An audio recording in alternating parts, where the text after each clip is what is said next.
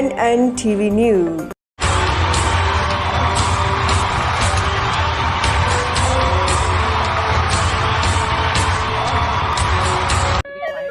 Digital media इतिहाद हैदराबाद जे business forum पारां मान में शानदार आजियाणू सोशल मीडिया एक्टिव है इतिहाद जी सूरत अॼु ठही आहे असां इन्हनि खे वेलकम चऊं था। जैसे देख रहे हैं कि सोशल मीडिया की दुनिया है, असां वेलकम चऊं था डिजिटल मीडिया वारनि खे। जेका सोशल एक्टिविटी आहे उहा सभ खां नंबर 1 थी वञे पई। इन में अहम किरदार सोशल मीडिया जो आहे।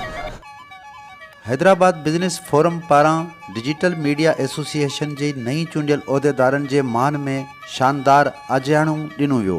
डिजिटल मीडिया एसोसिएशन जे चेयरमैन बर्क सहाफ़ी रऊफ़ चांडियो, ज़ाहिर अली शाह, MNNTV न्यूज़ जे सरवाण महबूब अली जुणेजो, फारूक तबसुम, असलम खान देसवाली, असगर मलाणो, हैदराबाद बिजनेस फोरम कासमाबाद जे सदर रहमतुल्लाह सांद पारां आयल महिमाननि खे सिंध जी सकाफ़त अजरक टोपियूं ऐं गुलनि जा हार पाराया विया। DMI जे चेयरमैन रऊफ़ चांडियो तक़रीब खे ख़िताब कंदे चयो त वक़्त जे वहकिरे सां वहिणो पवंदो। हुन चयो पहिरीं प्रिंट मीडिया हुई, पोइ इलेक्ट्रॉनिक मीडिया आई त ख़बर जल्द पहुचणु लॻी ऐं हाणे सोशल मीडिया वाहिद प्लेटफॉर्म आहे जिते बर वक़्तु ख़बर मिले थी। DMI चेयरमैन चयो त डिजिटल मीडिया एसोसिएशन जे क़याम खां पोइ असां प्रोफेशनल वेब चैनलनि खे इतिहाद में खणी रहिया आहियूं। बुनियादी तौर ते सोशल मीडिया जे हवाले सां तव्हां ॾिसो पिया त दौर हुयो, अख़बारुनि जो दौर हुयो, माण्हू अख़बारुनि में ख़बरुनि लाइ सिकंदा हुया।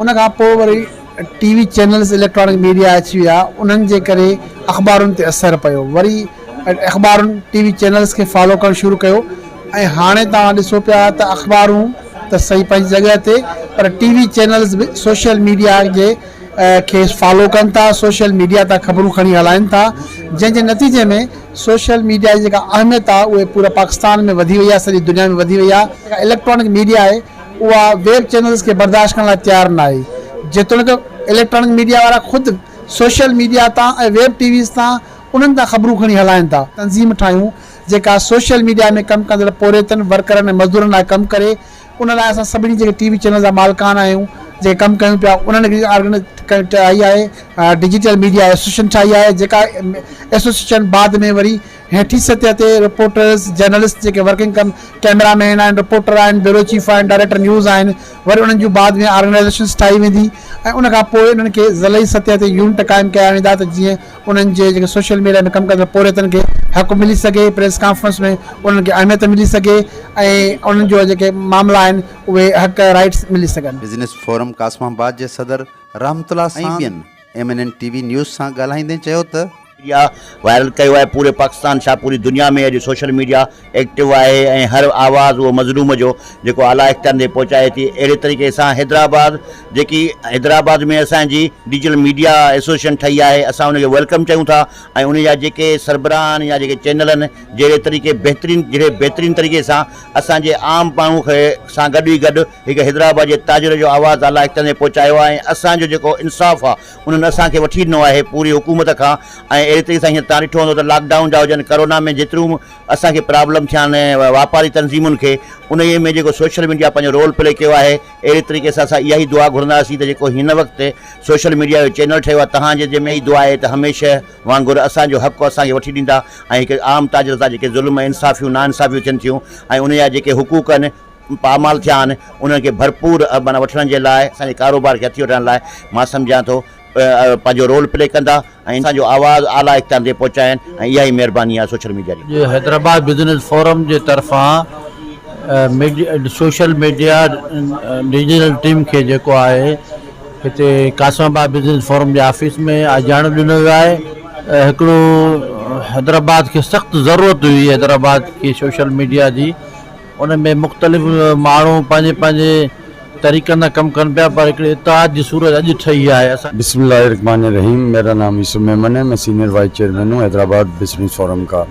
बहुत खुशी की बात है कि हैदराबाद में डिजिटल एसोसिएशन का क़याम हुआ, जिसमें सोशल मीडिया के हवाले से सारे चैनल हैदराबाद की नुमाइंदगी करेंगे और ये बड़ी खुश आइन है कि हैदराबाद सिंध का दूसरा बड़ा शहर है और अभी आप जैसे देख रहे हैं कि सोशल मीडिया की दुनिया है, तो हैदराबाद बिजनेस फोरम खुश आमदेद कहती है। रहमान रहीम।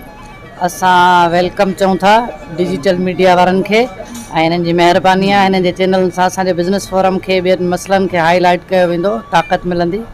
हिन में को शक कोन्हे को हिन वक़्तु सभ खां पहिरियों जेको हिन वक़्तु कारमद या पॉज़िटिव रोल अदा करे पई इलेक्ट्रॉनिक्स खां मीडिया खां बि पहिरियों जेका सोशल एक्टिविटी आहे उहा सभ खां नंबर 1 थी वञे पई। असांखे ॿिए ॾींहुं टे ॾींहुं ख़बर पवंदी आहे कंहिं ॻाल्हि जी, पर सोशल मीडिया जे थ्रू असांखे उन ई वक़्तु बर वक़्तु विदिन मिनट्स में चइजे या विदिन सेकेंड्स में चइजे बर वक़्तु असांखे इंफॉर्मेशन मिले थी पई।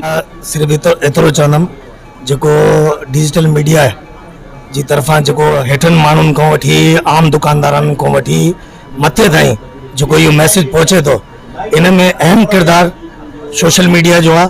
हैदराबाद बिजनेस फोरम का सदर शकील मुगल, ये जो आप लोगों ने सोशल मीडिया का जो इफ्तिताह किया है और जो आजकल माशाल्लाह से जो प्रिंट मीडिया और इलेक्ट्रिक मीडिया जो कारोबारी हजरात के तक नहीं पहुंच पाते और उनके मामलात मसले मसाइल आगे तक नहीं पहुंचा पाते, इसमें बहुत आसानी है ख़ास करके ताजिर बरादरियों को जो कि मसले मसाइल उनके लिए सोशल मीडिया हर वक्त हाजिर होता है।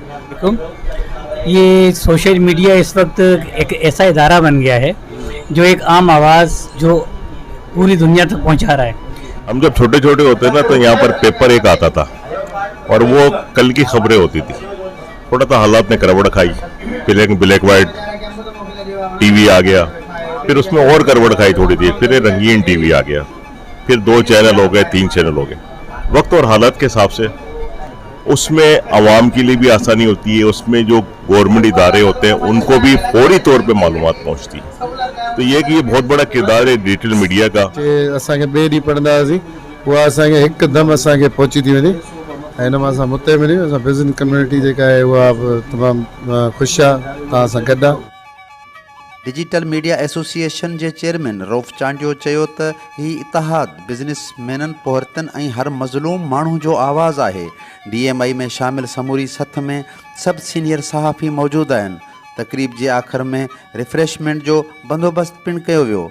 अहिड़ी तरह टहकनि ऐं मुर्कनि जी हिन महफ़िल खे राति देर सां पुॼाणी ते पहुचायो वियो। MNN TV news Hyderabad Kasmabad.